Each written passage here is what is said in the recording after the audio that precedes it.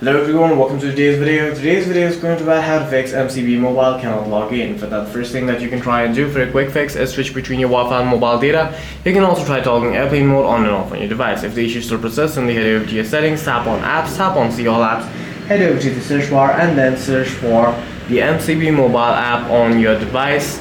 Once you tap on the MCB Live app, head over to storage and cache, clear the cache of the MCB Mobile app and reopen it on your device. If the issue still persists, then head over to Play Store, head over to the search bar and then search for the MCB Mobile app on your device and update the MCB Mobile app to the latest version.